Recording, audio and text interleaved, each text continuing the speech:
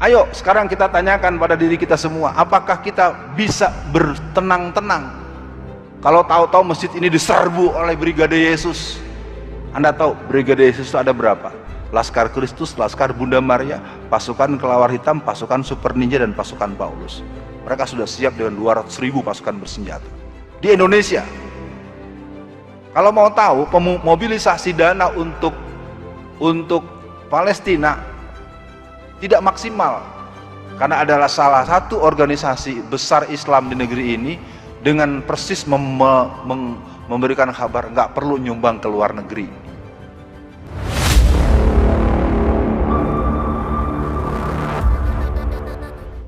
Musuh ditemenin, teman dimusuhin. Itu kalimat beliau yang sering saya ulang-ulang di mana kesempatan saya bisa pas mengingat beliau. Saya ulangi, fakta di negeri kita hari ini kita salah menetapkan musuh. Ya. Kalau mau tahu, mobilisasi dana untuk Palestina tidak maksimal karena adalah salah satu organisasi besar Islam di negeri ini dengan persis memberikan kabar nggak perlu nyumbang ke luar negeri. Ya. Saya sampai berdebat lewat chat tuh. Ini orang nih otaknya di mana gitu? Otak mana otak kalau kata Rocky Gerung? Kalau bahasa Qur'annya imannya mana iman? Jelas kok. Innamal mu'minuna ikhwatun fa aslihu baina akhawaikum wattaqullaha la'alakum turhamun. Wal mu'minin wal mu'minatin kal bunyanuhum yasuduhum ba'duhum ba'du. Kita harus jujur. Hampir semua pengurus masjid sibuk membangun, sibuk nanti kalau bikin kubah pesannya di mana. Sekarang saja saya bisa buktikan kok kalau dalam bahasa saya yang paling ngenes gitu, kalau sebagai orang yang punya basic pendidikan. Coba tengok kiri kanan.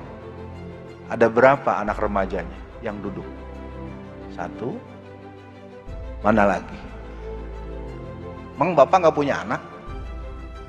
Anda nggak punya anak yang pemuda, laki-laki? Ini anaknya perempuan semua. Perempuan juga dikit, nggak sampai 20 orang. Mana anak-anak Anda? Bukan materi saya, sholat subuhnya. Aqimis sholata liduluki samsi ila ghasaqil laili wa qur'anal fajri. Inna qur'anal fajri kana masyhuda. Ayo sekarang kita tanyakan pada diri kita semua, apakah kita bisa bertenang-tenang kalau tahu-tahu masjid ini diserbu oleh Brigade Yesus? Anda tahu Brigade Yesus itu ada berapa? Laskar Kristus, Laskar Bunda Maria, pasukan Kelawar Hitam, pasukan Super Ninja, dan pasukan Paulus. Mereka sudah siap dengan 200.000 pasukan bersenjata di Indonesia. Dengan berat hati saya mendatangi seorang jenderal polisi aktif yang saya tahu dia rajin sholat. Saya masuk ke ruang kerjanya, saya komplain, kenapa sih Pak kalau polisi itu ributin terorisme dulu? Kenapa Bapak nggak pernah menangkap itu Brigade Yesus? Saya bisa sebut namanya. Lihat Gidi yang di Tolikara 2015, mereka membubarkan orang sholat. Fabianus Tibo, Domingus da Silva, Marinus Riwu. Saya sebut semuanya. Karena ngomongnya empat mata, beliau kalau ngurusin yang selain Islam kita nggak ada duitnya, Ustadz. Saya ingin katakan para jamaah sekalian hari ini dengan tegas, saya katakan dengan judul materi ini, ayo tanyakan Masjid An-Nikmah yang bagus gini mana remaja loh, menatu orang nih, emang pada nggak punya anak laki-laki, nggak punya menantu. Saya bukan sedang marah, lagi ngenes, karena keliling Indonesia subuh itu banyak yang sampai ramai, tapi kalau ditanyakan remajanya nggak pernah lebih dari segini. Segini udah hebat nih. Kenapa bisa begitu? Saya tidak ingin menganggap bapak-bapak terlalu salah. Memang berat Pak. Ini telah menjadi Tuhan. Dan anak-anak remaja kita biasanya baru tidur sebelum subuh. Bilangnya masuk kamar tidur, tapi masih oh gitu sih kamu. Ini gini ya coy, ya guys. Ya Pak. Kalau ini tidak pernah ada proses-proses sistematis sebagaimana yang diingatkan oleh Pak Z.A. Maulani, atau bagian kajian lain yang mungkin kalau kita buka Quran kita bisa sama merenung. Dalam surat An-Nisa ayat 9 Allah berfirman, a'udzubillahi minasyaitonirrajim, wal yaksallazil taraku zuriyatan diafa khafu alaihim wal yataqullah wal yaqulu qaulan sadida. Hendaklah engkau khawatir akan ada generasi di belakangmu, generasi yang lemah. Wah, anak saya sudah hafal Quran, Ustadz. Anak saya sedang S3 tuh. Hanya itu kok yang saya dengar di mana-mana.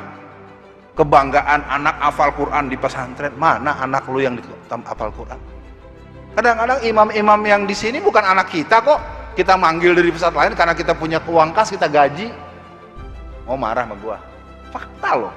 Semua masjid-masjid besar itu malah, kenapa enggak anak bapak saja dipergilirkan jadi imam? Kenapa mau ngambil sekolah tahfiz yang paling keren? Ntar kita bisa kok bayar satu orang sekian puluh juta. Begitu. Anak lu dong. Imam, khotib. Saya mau tanya langsung sama antum. Khotib Jumat yang umurnya 17 tahun siapa di sini? Gak pernah ada kan? Saya walaupun ilmu saya segini doang nih, saya bangga dengan guru-guru saya. Dia punya jadwal di LIPI, jadwal di pusat-pusat. Dia pura-pura sakit. Alfian kesini mau berangkat. Itu yang harus dicatat bahwa kita sama. Tadi antum bilang Palestina, di Palestina juga ada TPA pak, ada wisuda juga. Di kita ada TPA, ada wisuda. Di TPA di Indonesia itu rata-rata bayar 400.000 untuk beli baju wisuda-wisudaan. Wisudanya karena apa? Karena sudah selesai Iqra 6. Kalau di Palestina wisuda juga, tapi hafal 30 juz, umurnya sama.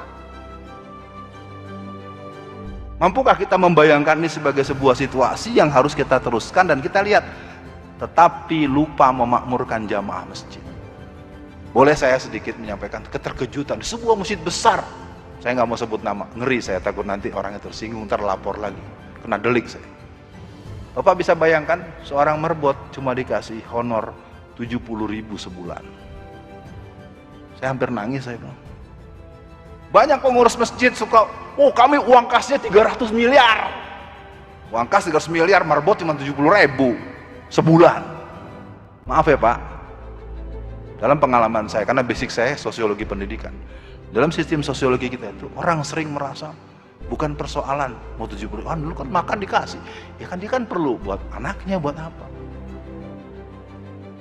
Saya tidak tahu lagi, saya dalam pengalaman yang 15 tahun itu bisa menyita waktu kalau saya cerita. Cukup saya teruskan saja. Bagaimana masjid pada zaman Rasulullah dan para sahabat? Pastinya dia tempat beribadah, tempat pemantapan akidah, pusat aktivitas keumatan, pusat kekuasaan dan strategi pengembangan Islam. Tahukah jamaah, Idul Fitri kemarin di pusat kota Tangerang namanya Masjid Al-Azham besar, tidak ada Idul Fitri. Tahukah jamaah, Masjid Istiqlal yang baru direnovasi ratusan miliar juga kemarin tidak ada Idul Fitri. Saya pikir saya tidak membuat berita bohong, itu fakta kok. Semua orang tahu tidak ada sholat Id di Istiqlal. Apa saya salah ngomong? Anda ragu? Ada Idul Fitri nggak kemarin di Istiqlal? Memang tidak ada. Ini hanya sebagai isyarat bahwa tempat orang harusnya bertakbir Allahu Akbar, Allah dihentikan. Artinya ada sesuatu di situ. Ada tangan-tangan yang siap untuk mematahkan tangan-tangan dakwah.